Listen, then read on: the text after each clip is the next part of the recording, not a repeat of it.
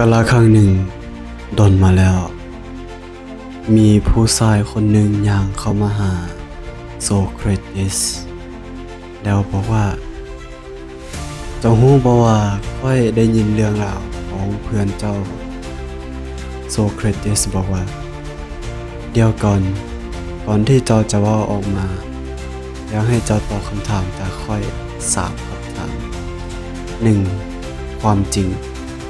เจ้าได้ไปสืบแล้วบอกว่า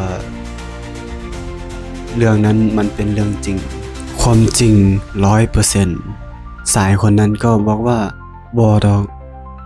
ข้อยแค่ได้ยินจากคนอื่นเว้า 2. ความดีเจ้าแน่ใจแล้วบอกว่าสิ่งที่เจ้าจะว่าออกไปนั้นมันเป็นเรื่องที่ดีที่ข้อยฟังแล้วข้อยจะรู้สึกดีต่อเพื่อนข้อยฟังแล้วจะรู้สึกดีกับทุกคนผู้ชายคนนั้นก็บอกว่าก็บ่แม่นแล้วโซเครติสก็บอกว่าบ่เป็นหยังยังมีอีกเรื่องหนึ่งยังมีอีกคำถามหนึ่งเจ้าอาจจะผ่านคำถามตัวนี้ไปก็ได้ 3. คือมีประโยชน์สิ่งที่เจ้าจะว่าออกไปนั้นมันมีประโยชน์บ่มันมีประโยชน์ต่อเจ้าต่อคอยต่อคนอื่นบ่แล้วผู้ชายนั้นก็ตอบไปว่าบ่แม่นจริงๆมันก็ตรงกันข้ามโซเครติสก็สรุปได้ว่าสิ่งที่เจ้าจะว่านั้นมันบ่แม่นความดีมันบ่แม่นความจริงแล้วก็มันบ่มีประโยชน์ถ้าแบบนี้บ่ต้องเว้าออกมาเลยจะดีกว่าส่วนตัวค่อยก็มักเรื่องนี้หลายก็เลย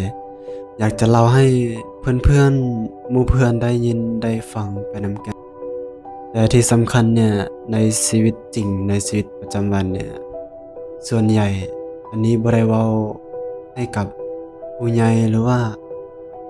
คนใดคนหนึ่งโดยเฉพาะเจาะจงนะแต่อยากอธิบายให้เข้าใจว่าบางครั้งเฮาที่เป็นผู้ใหญ่อาจจะคิดว่า